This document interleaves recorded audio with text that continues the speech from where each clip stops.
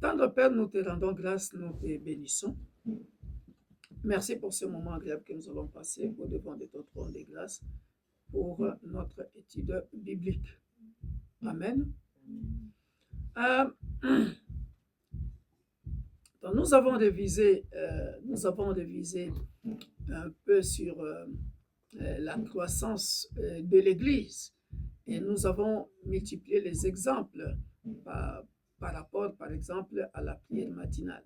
Mais j'aimerais que nous puissions encore voir l'impact des Juifs noirs dans la Bible. J'aimerais que nous puissions voir encore la croissance dans l'Église, dans les nations, l'impact qu'a l'Afrique depuis des générations dans la Bible, surtout l'Égypte et l'Éthiopie, hein, comme j'avais expliqué, je pense, pendant le jeûne de 21 jours, quand on parle de Cush. Cush, c'est Éthiopie. Quand on parle de l'Égypte aussi. Alors, la fois passée, nous avons démontré, suivez-moi très bien, nous avons bien démontré que Agar était une Égyptienne. Abraham, on va dire la peau blanche, ou juif, Israël, ok, va connaître Agar. Hein? On est dans Genèse 21. Là, je suis en train de parler de la postérité d'Abraham à Agar. Parce qu'on a pu démontrer que Dieu a promis, on avait lu ça, a promis de faire, de donner aussi à Agar une postérité. Rappelez-vous, le dimanche, je l'ai rappelé, j'ai dit Abraham plus Agar nous a donné un métissage noir, on va dire, Ismaël, ou alors un teint malt, comme avait dit maman, hein, un teint basané. On peut le lire encore, hein, verset chapitre 21, et là on parle de la postérité d'Agar, hein, dans 21, hein, ou au verset 13, Genèse 21, verset 13, où Dieu dit « Je ferai aussi une nation du fils de ta servante. » Voilà, là-bas, fils de l'esclave. Car il est ta postérité. Voilà, on a vu ça. Donc, ce n'était que normal que, d'ailleurs, un peu plus loin, on verra la postérité de Ismaël, qui aura aussi 12 tribus, si vous ne le saviez pas. Mais on a vite compris que au verset... Oui. Ah, tu ne le savais pas? Ah, pourtant, je l'ai déjà enseigné. Et il habita, on dit, au verset 20, Dieu fit avec l'enfant qui grandit, habita dans le désert et devint tireur d'arc. Il habita dans le désert des parents, et sa mère lui prit une femme du pays d'Égypte. On est bien d'accord. Donc, noir. Hein? C'est ce qu'on avait étudié dimanche. On a dit, on voit la peau de notre pays en Afrique centrale, et ainsi de suite. Et ça, c'est dans la postérité que Dieu va donner à la servante, Agar. Ça va? Là, on est du côté de Agar. Ça va jusque-là? Maintenant, revenons dans la postérité de Isaac, le fils de la promesse.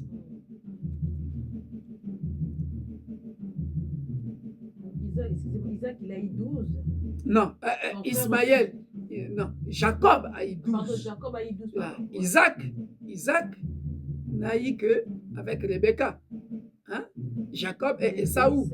Hein? Voilà. Maintenant, je suis en train, dans cette étude biblique, nous sommes en train de démontrer la croissance de l'Église. Hein? et l'impact des Juifs en Afrique, hein, noire. Je suis en train de démontrer ce que je vous avais promis une fois. On avait dit que, parce que ceux qui ne connaissent pas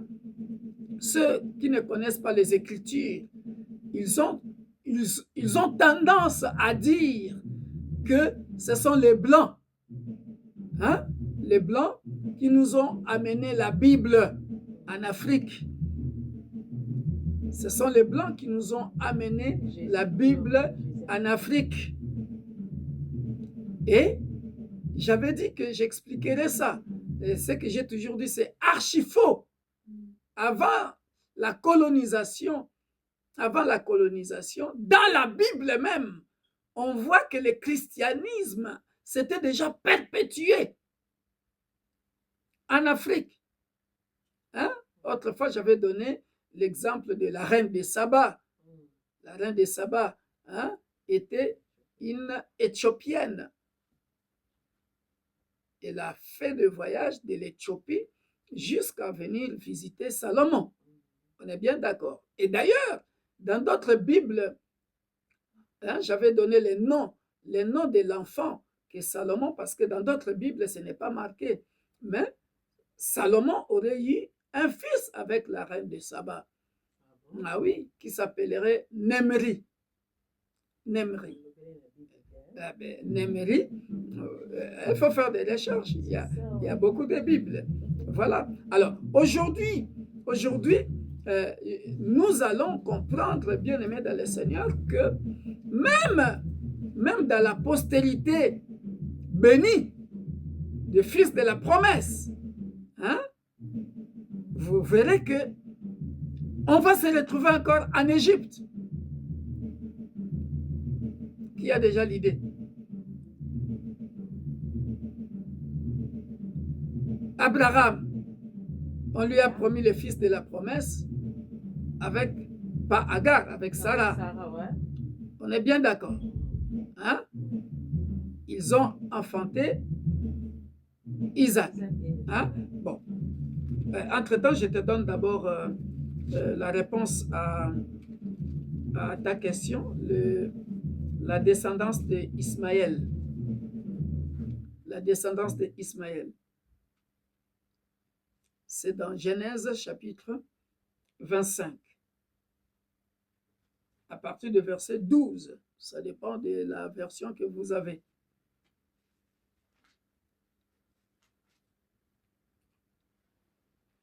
Bon, on est dans l'étude biblique. Hein? Ce n'est pas l'école du ministère. L'école du ministère, j'enseigne, je donne les stratégies, les méthodes, comment gérer l'Église, hein? Comment former les ministres.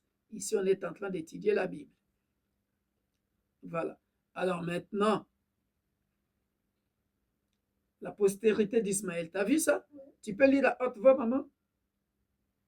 Voici la lignée d'Ismaël, fils d'Abraham, celui que l'Égyptienne Agar, la servante de Sarah, avait donné à Abraham. Voici les noms des fils d'Ismaël, leurs noms en fonction de leur lignée. On va commencer à compter, hein? Ouais. On y va. Nebajot, fils aîné, Kedar, Abdel, Adbel, Mizam, Mishma, Dima, Massa, Hadad, Tema, Jetur, Nafish et Kedma. T'as vu ça? 12. Ah oui. Eh oui. Ça va? Et ça, d'après vous, ils sont où? Parce que Ismaël, on lui a donné une femme égyptienne. Et jusque-là, on ne nous montre pas une autre femme d'Ismaël. On est bien d'accord. Donc la sémence d'Abraham est ici, dans Ismaël et dans ses 12. Mais on est en Afrique, on est en Égypte, on est bien d'accord.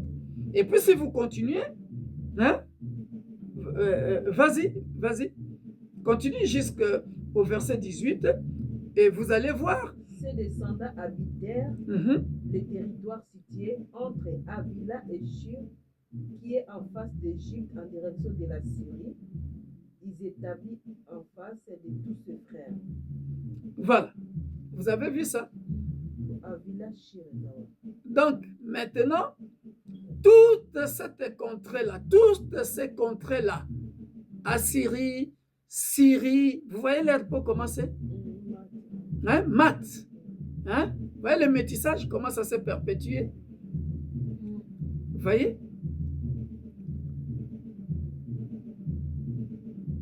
Si Jordanie, vous partez là-bas, en face de l'Égypte. Voilà. Ils ne sont pas, si vous regardez bien, ils ont la peau comme des Indiens. Vous voyez? Iran, Irak. Vous avez vu ça? Maintenant, même dans la lignée d'Abraham par rapport à Sarai, on aura Isaac. Ok? On est bien d'accord. Isaac, sorti de Sarah, fils unique. Ça va? Maintenant, Isaac avec Rebecca vont avoir les jumeaux. Hein? Ou pas les jumeaux, ça dépend des versions. Hein? Voilà. Ésaü et Jacob. Ça va? Tout ce qu'il faut retenir, ce sont là les deux enfants de Isaac et Rebecca. Ça va? Ésaü, qu'on appelle aussi Édom. Ce sont des cours que j'ai déjà donnés. Hein? Voilà. Qui va habiter dans la montagne de Seir. S-E-I-R. Ça va? On y va mollo mollo.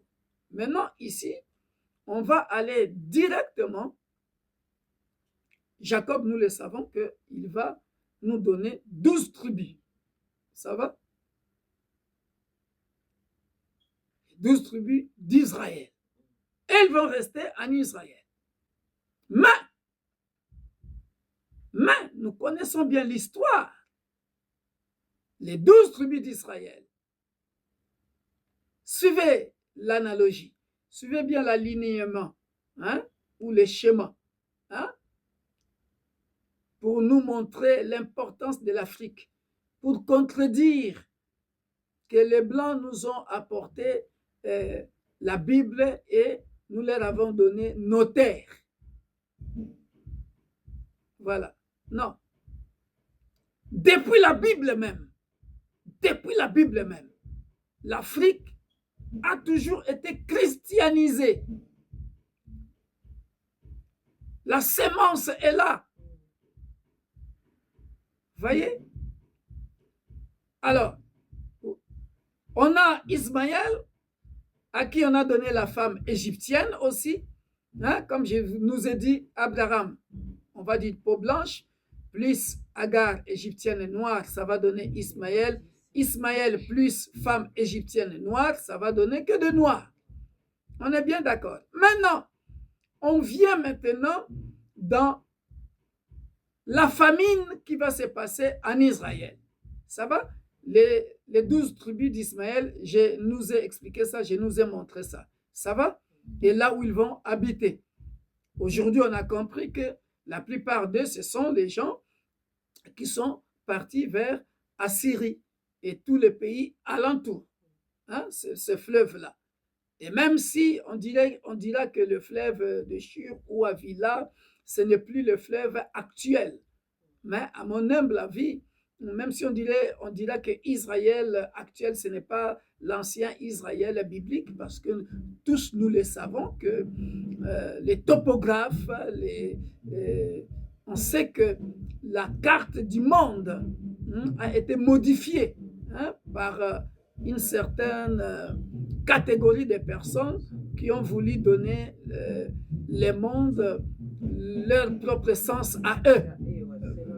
selon leur vision du monde. Voilà. Mais historiquement, nous allons voir que quand il y aura la famine en Israël, hein, on peut lire ça. Et là maintenant, voilà pourquoi je nous ai donné Genèse chapitre 41. Genèse chapitre 41, où ou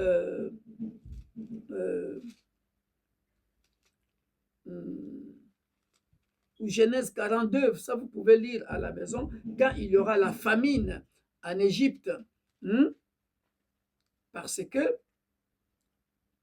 nous savons que Jacob, avant de mourir, lui et ses enfants, hein, ils sont partis en Égypte. Ah oui, on va lire ça pour que vous sachiez comment l'Afrique a une histoire importante par rapport aux Écritures, par rapport au christianisme. Regardez.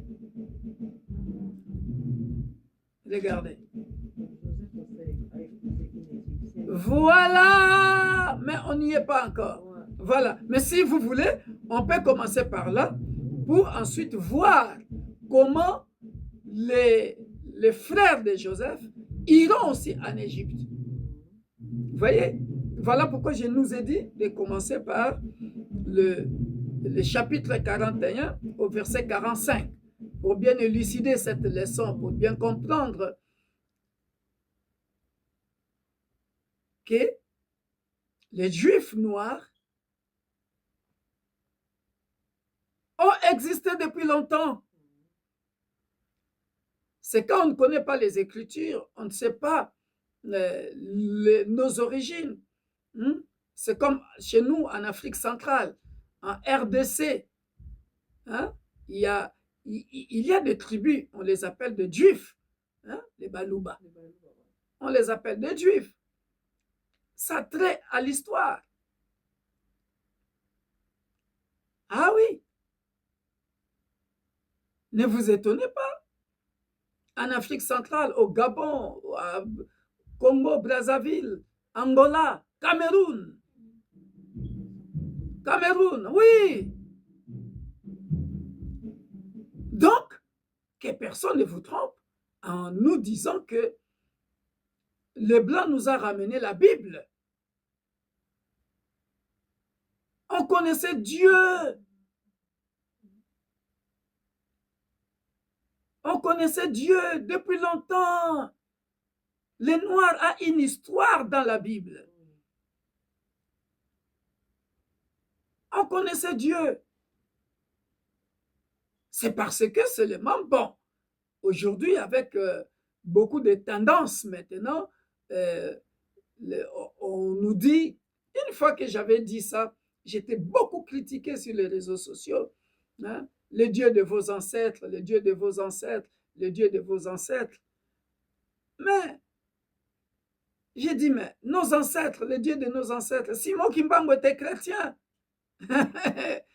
Chez moi, au Congo, il y a des Juifs. Au Gabon, au Cameroun, il y a des Juifs. Vous voyez? Alors, là, pour couper court, vous voyez que dans la postérité de la servante, l'esclave Agar et l'égyptienne, vous voyez, on vient de citer la postérité d'Ismaël. Vous voyez? Quand Dieu dit à Abraham, lisons ça, au verset 28, parce que la promesse est faite à Abraham, au chapitre 21. Sarah, voilà. On avait déjà lu ça d'ailleurs, au chapitre 21, verset 9. Sarah vit le fils qu'Agar, l'Égyptienne, avait enfanté à Abraham. Et elle dit à Abraham, chasse cette servante et son fils, car le fils de cette servante n'héritera pas avec mon fils Isaac. On est bien d'accord. On a évoqué Isaac. Ok, mais Isaac n'était pas encore venu. N'existait pas encore. On se comprend. Hein, vous comprenez pourquoi j'ai fait une marche en arrière. Quand Dieu va promettre la postérité à la servante, à Agar, à Abraham, à Abraham et Sarah, il va aussi le faire à Abraham et Agar. Hein, c'est ce qu'on vient de lire ici. Cette parole des plus fortes aux yeux d'Abraham à cause de son fils. Mais Dieu dit à Abraham que cela ne déplaise pas à tes yeux à cause de l'enfant et de ta servante. Accorde à Sarah tout ce qu'elle te demandera, car c'est d'Isaac que sortira une postérité qui te sera propre. Donc ici, Dieu avait déjà annoncé à Abraham une postérité qui lui sera propre en parlant d'Isaac, c'est-à-dire la postérité du plan divin, selon le plan divin, selon la volonté de Dieu. La postérité de l'enfant de la promesse, c'est Isaac. On est bien d'accord? Mais, puisque cette grâce-là, comme notre Dieu est un Dieu de justice, un Dieu juste, c'est toi, Abraham, que j'ai choisi pour te donner la postérité avec Sarah. Mais comme c'est un Dieu fidèle à sa parole et un Dieu juste, il dit quoi? Je ferai aussi une nation du fils de ta servante, car il est ta postérité. T'as vu? Il veut aussi, dans sa justice et souveraineté, il veut aussi récompenser Agar, même si c'est une erreur de parcours, il veut aussi récompenser Agar en lui donnant, en donnant à son fils une postérité. Ça va? Maintenant, nous allons voir maintenant à partir de un autre patriarche qui viendra, Isaac et Rebecca vont donner Ésaü et Jacob. Et à partir de Jacob, on va avoir les 12 tribus aussi. Ésaü a eu aussi des enfants. Ah, ils sont là. Ah oui. Ah oui. Maintenant, chez Jacob, on va avoir le fils de Rachel, Joseph et Benjamin. Ça va? Et Joseph, vous voyez, va aller en Égypte. On l'a vendu. Il part en Égypte. Et voilà, c'est là où je voulais en venir. Vous voyez, donc dans la descendance du fils de la promesse qui est Isaac, on va se retrouver avec un petit-fils qui va aussi... C'est ça. C'est ça. Comme son grand-père, comme son arrière-père. Vous voyez d'où ça vient? Donc, l'Afrique a une histoire dans la Bible. Les Noirs ont une histoire avec Dieu. Regardez. Pharaon appela Joseph du nom de Tsafnat Painesh et il lui donna pour femme Asnath, fille de Potiphéra, prêtre d'On. Vous avez vu ça? Et Joseph partit pour visiter le pays d'Égypte. Joseph était âgé de 30 ans lorsqu'il se présenta devant Pharaon, roi d'Égypte. Et il quitta Pharaon et parcourut tout le pays d'Égypte. Pendant les 7 années de fertilité, la terre rapporta abondamment. Joseph rassembla tous les produits de ces 7 années dans le pays d'Égypte. Il fit des approvisionnements dans les villes, mettant dans l'intérieur. Là, l'interprétation de songe est en train de s'accomplir là. On est bien d'accord? Voilà. Joseph, verset 49, Joseph amassa du blé comme le sable de la mer en quantité si considérable que l'on cessa de compter parce qu'il n'y avait plus de nombre. Avant les années de famine, Vous voyez? Verset 50. Avant les années de famine, il naquit à Joseph 2 fils que lui enfanta Asnath, fille de Potiphéra, prêtre d'On. Ça va? Vous avez vu ça, hein? Des métis encore. Des métis. Parce que il a épousé une Égyptienne. Vous voyez, même dans la descendance d'enfants de la promesse, les petits-fils se retrouvent en Égypte. Femme égyptienne. Jacob va se retrouver avec des petits-enfants égyptiennes. On a vu ça? Ah, il faut lire la Bible, hein? Voilà. Hein? Joseph donna au premier-né le nom de Manassé, car, dit-il, Dieu m'a fait oublier toutes mes peines et toute la maison de mon père. La maison de mon père, c'est-à-dire Israël. Parce qu'il est parti en Égypte, il était vendu jeune, verset 17, 18 ans. Le rêve va se réaliser où? En Égypte. Jusqu'à se marier avec une Égyptienne. Vous avez vu ça? Ah. Vous voyez? Et il donna au second le nom d'Ephraïm, car, dit-il, Dieu m'a rendu fécond dans le pays de mon affliction. Pays de mon affliction, pourquoi? Affliction dit malheur, souffrance, où il était vendu, où il a souffert, en prison. Tu vois? Jusqu'à devenir intendant là-bas.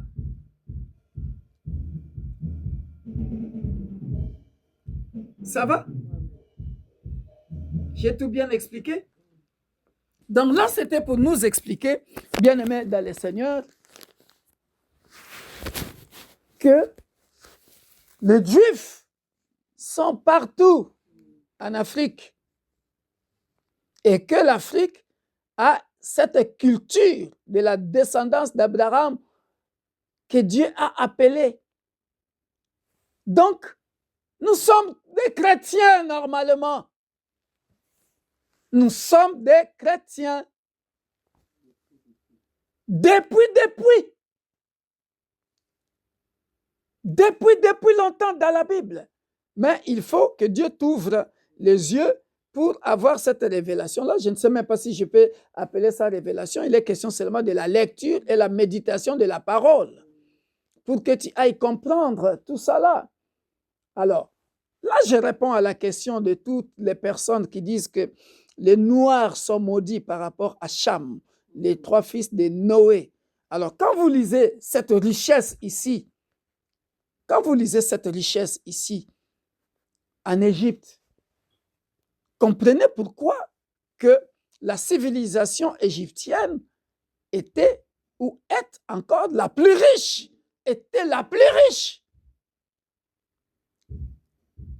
Ce n'est pas discriminatoire de dire que la plupart des Occidentaux sont descendus en Égypte apprendre. Donc vous avez vu ça. Même si Joseph, en mourant, va dire, il faut repartir avec mes os, dans mes origines, en Israël, mais regardez, lorsque nous lisons que même les 12 tribus étaient obligés de partir en Égypte quand ils se sont installés à Goshen. Donc même les 12 tribus d'Israël ont goûté à la culture égyptienne pendant une certaine époque. Au verset 42, les frères de Joseph, sans Benjamin, se rendent en Égypte pour acheter des vivres. Là, vous lirez l'histoire quand Joseph va les mettre en prison pendant 3 jours. Il va leur obliger d'aller chercher les petits Benjamins, voilà, sans eux. Et comment il va leur offrir beaucoup de bien. Voilà. Et moi, ce qui m'intéresse, c'est surtout lorsqu'il accueille ses frères, hein, dans le chapitre 43. Dans le chapitre 43, hein, comment il va retrouver son père Jacob avant de mourir, hein? Comment même Pharaon va envoyer, va donner des chars, hein? Oh, j'avais prêché ça dans un séminaire en RDC où j'avais dit, on vous parle seulement de fils prodiges, mais il y a aussi des pères prodiges. Hein? Regardez, lorsque vous lisez le Genèse 43, Joseph accueille ses frères. Dès que Joseph, verset 16, dès que Joseph vit avec eux Benjamin, il dit à son intendant, fais entrer ces gens dans la maison. Tu es apprête, car ces gens mangeront avec moi à midi. Cet homme fit ce que Joseph avait ordonné et il les conduisit. Et il conduisit ces gens dans la maison de Joseph. Ils eurent peur lorsqu'ils furent conduits à la maison de Joseph. Tout ça là. Parce qu'ils se rappellent qu'il l'avait vendu esclave. Ils ne l'ont plus reconnu. Ils ne l'ont plus reconnu. Voilà. Voilà. Parce qu'ils étaient venus une fois pour acheter de la nourriture. Et là, ils sont retournés. Là, ils sont repartis maintenant avec le petit Benjamin. Parce que c'était ça la condition. Voilà. Maintenant, allons-y dans Genèse 46. Avant de clôturer, vous verrez la beauté de l'histoire. Comment Jacob va se rendre en Égypte aussi. Donc l'Égypte a une histoire. Le noir a une histoire dans l'histoire de la Bible. Voilà. Il y a un juif blanc sait pertinemment que nous avons nos descendances noires, des juifs noirs. Alors plein à craquer. Ah oui. On va lire, hein? Genèse 46. Israël partit avec tout ce qui lui appartenait. Commençons un peu avant. Chapitre 45 et au verset 25. Voilà. Ils remontèrent de l'Égypte et ils arrivèrent dans le pays de Canaan auprès de Jacob, leur père. Ils lui dirent, Joseph vit encore. Hein? Joseph vit encore. Et même c'est lui qui gouverne tous les pays d'Égypte. Mais le cœur de Jacob resta froid parce qu'il ne les croyait pas. Ils lui rapportèrent toutes les paroles que Joseph leur avait dites. Il vit les chars que Joseph avait envoyés. Voilà ce que je vous avais dit. Hein? Comment Jacob sera escorté. Hein?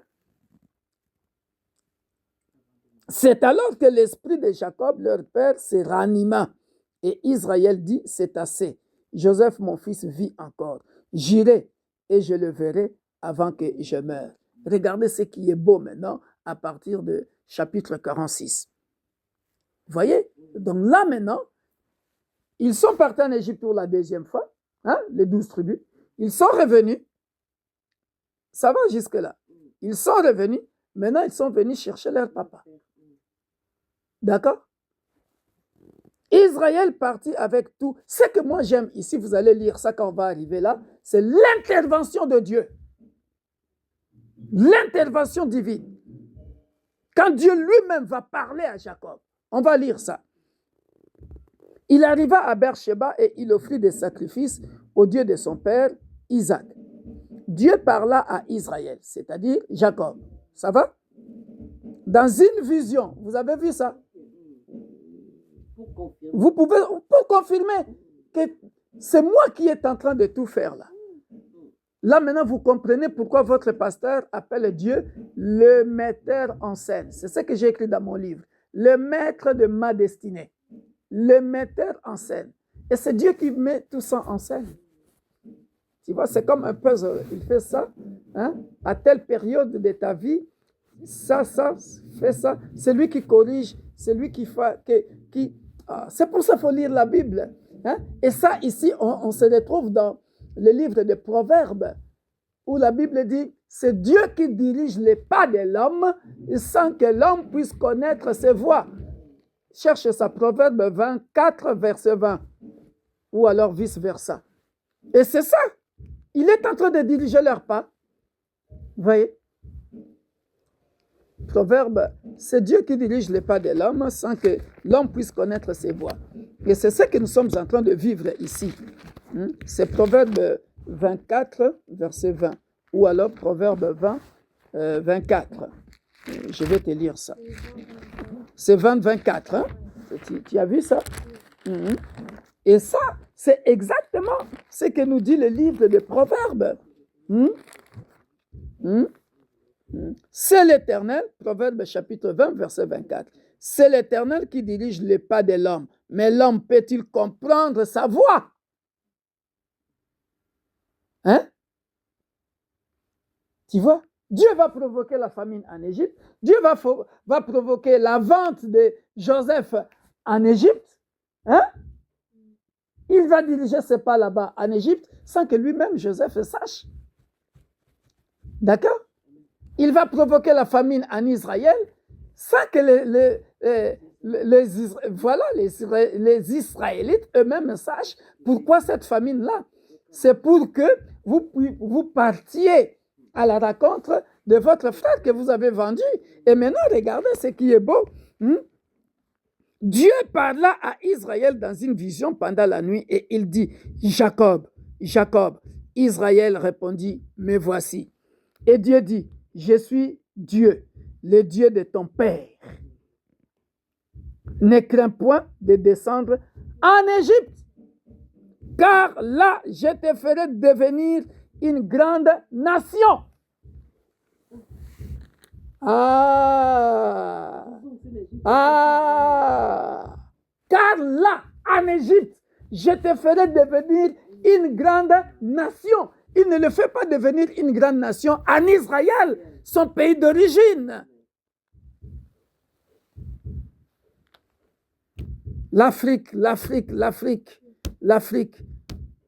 Et ceux qui ne comprennent pas l'histoire, qui ne lisent pas la Bible, hein, les Blancs nous ont ramené la Bible. Alors que dans l'histoire même de la Bible, le Blanc n'a rien à voir. Hein? Jacob descend, je te ferai là-bas une grande nation. Si l'Africain pouvait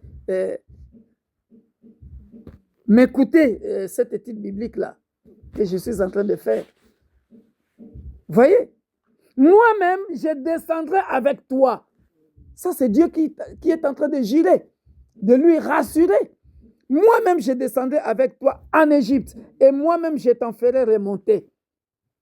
Et Joseph te fermera les yeux. Donc, tu mourras devant ton fils.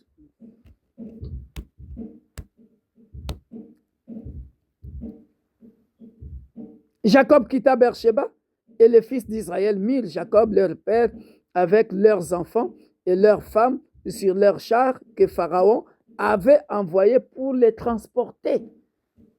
Voyez? Ce n'était pas le Pharaon qui avait mis Joseph. Hein? Ça, c'est un autre Pharaon. Hein? Voilà. Qui a donné les chars. De toutes les façons, on s'imagine bien ici. Joseph a grandi. Il a déjà des enfants. Hein? Voilà. Et ils prirent aussi leurs troupeaux et les biens qu'ils avaient acquis dans le pays de Canaan, et Jacob se rendit en Égypte avec toute sa famille. Il amena avec lui en Égypte ses fils et les fils de ses fils, 15e génération. Donc, première génération, donc ses fils, hein, les 12 tribus, les fils de ses fils, deuxième génération, ses filles et les filles de ses fils, troisième génération, et toute sa famille. Je ferai de toi là-bas quoi? Une grande nation. Donc, tout le monde était parti. Ah oui. Ah oui. Ah oui. Ils se sont installés là-bas. C'est ça. Liste de fils de Jacob descendus en Égypte. Quand vous lisez ça, vous verrez fils de Rachel, femme de Jacob. Oh, je suis au verset 19 pour couper court. Femme de Jacob, Joseph et Benjamin.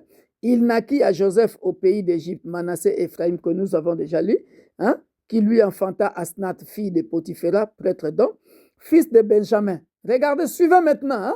Je ferai de toi une nation en Égypte. Regardez comment elles vont se multiplier, des nations en Égypte. Regardez maintenant. Fils de Benjamin, Béla, Beker, Ashbel, Gera, Naaman, Ei, Rosh, Moupin, Houpin et Ard. Ce sont là les fils de Rachel qui naquirent à Jacob, en tout 14 personnes. Fils de Dan, Ushim, tout ça là. Ce sont là les fils de Bila que Laban avait donné. Et lisez ça jusqu'à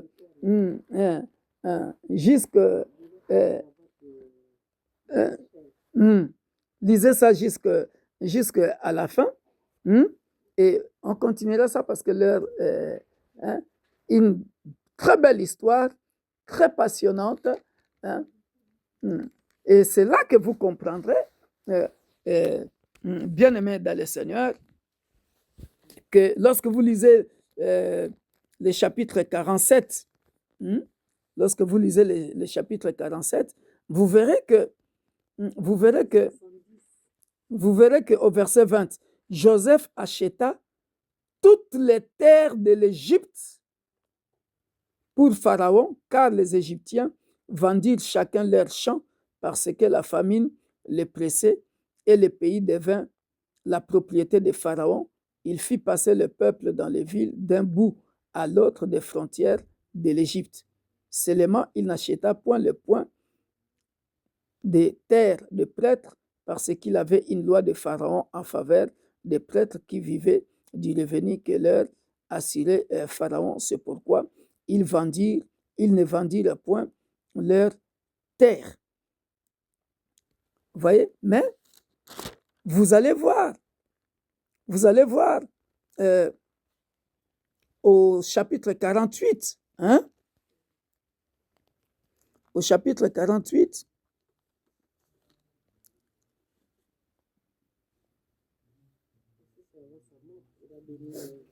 oui, comment il bénit, il dit sa postérité deviendra une multitude de nations. Il dit, et Joseph dit à son père, pas ainsi mon père, car celui-ci est le premier-né, pose ta main droite sur sa tête, son père. Ça, c'est une autre histoire. Mais mon histoire, c'est comment ils se sont multipliés quand il est en train de parler. Je le sais, mon fils, je le sais, lui aussi, tu vois, il bénit même les enfants de Joseph en disant, lui aussi deviendra un peuple. Lui aussi sera grand, mais son frère cadet sera plus grand que lui. L'histoire de Jacob et Ésaü se répète entre Manassé et Ephraïm.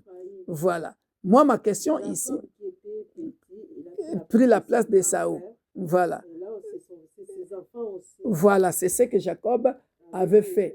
Or, ici, la révélation qui se cache ici, Joseph n'avait pas compris parce que lui n'avait pas vécu cette histoire-là.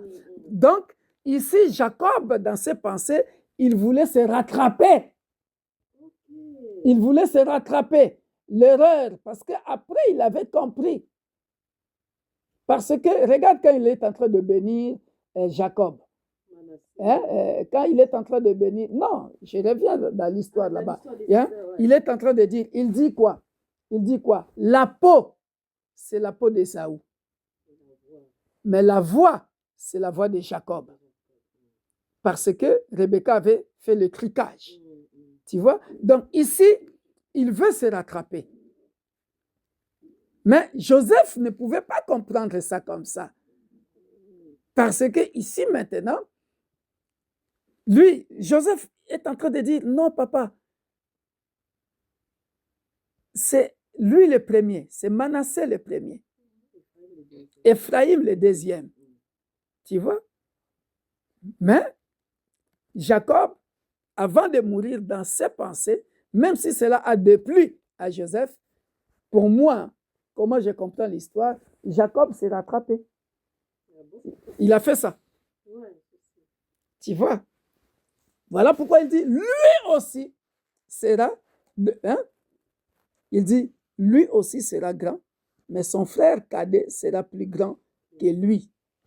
Et sa postérité deviendra une multitude de nations. Il les bénit ce jour-là et dit, c'est par toi qu'Israël bénira en disant que Dieu te traite comme Ephraïm et comme Manassé. Et il mit Ephraïm avant Manassé. Dans la même histoire qui s'est passée entre Jacob et Ésaü s'est répétée aussi. Et voilà. Mais Joseph n'a pas vécu ça. Lui, il était déjà parti. Il n'était même pas encore né. Il n'était même pas encore né. Voilà pourquoi il faut bien lire. Israël dit à Joseph, voici, je vais mourir, mais Dieu sera avec vous et il vous fera retourner dans les pays de vos pères. Je te donne de plus qu'à tes frères une part que j'ai prise de la main des Amoréens avec mon épée et avec mon arc. Amen. Donc, vous lirez ça chez vous. Moi, j'ai coupé court pour vous expliquer l'histoire des Noirs, qui nous sommes par rapport à l'histoire de la Bible, et que les Juifs sont pleins en Afrique, que vous le sachiez, et que l'Afrique regorge bien l'histoire biblique la plus intense par rapport à tous les blabla qu'on nous raconte. Voilà pourquoi il ne faut pas te sous-estimer. L'Afrique, depuis la Bible, regorgeait de grandes valeurs, et beaucoup des Européens, des Occidentaux, je dirais, sont partis en Afrique pour apprendre et ont appris beaucoup de nous, et ils ont ramené ici, ils les ont tournés à leur façon, et voilà. Ainsi s'arrête cette étude biblique. Si vous avez des questions, ça sera... Voilà donc, bien-aimés dans le Seigneur, nous comprenons ici que le métissage a eu lieu même avec Isaac, fils de la promesse, dans sa descendance, 12 tribus de Jacob, mais jusqu'à ce qu'on a vu un petit-fils, Joseph, qui va se marier avec une Égyptienne. Métissage. Donc, Agar et Ismaël, métissage, même auprès de ceux qui sont venus d'Israël, métissage avec l'Égypte. Donc, ne soyons pas étonnés que quand Moïse viendra se marier avec l'Éthiopienne. Ne soyons pas étonnés que quand Jésus-Christ naîtra en Israël, descende aussi en Égypte. On peut clôturer l'étude biblique par là. Donc, pour nous dire que l'Afrique a une histoire avec Dieu. Le peuple noir a une histoire avec Dieu. Alors, entre nous maintenant, chers étudiants de l'Église universelle de Dieu, l'Église pour tous, doit-on nier ça, ou on doit considérer que ce sont les autres qui nous ont apporté la Bible?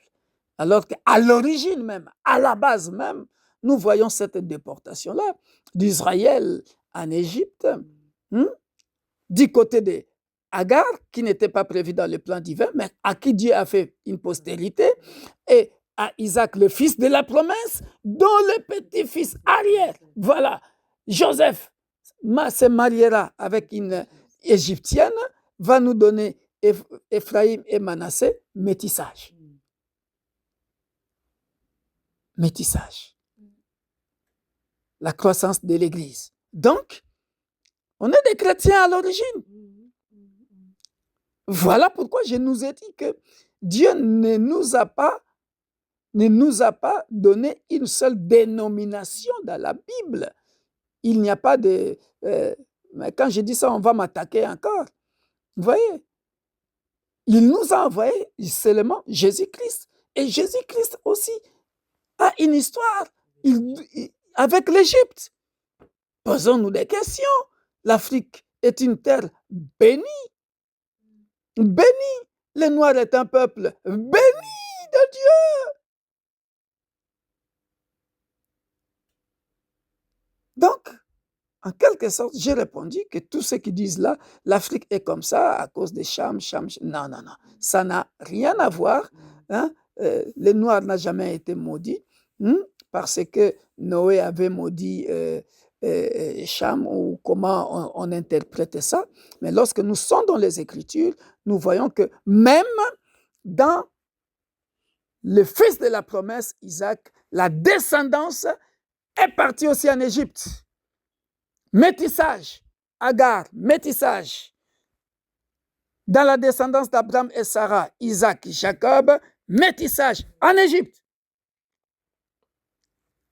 Donc, si c'est le Messie,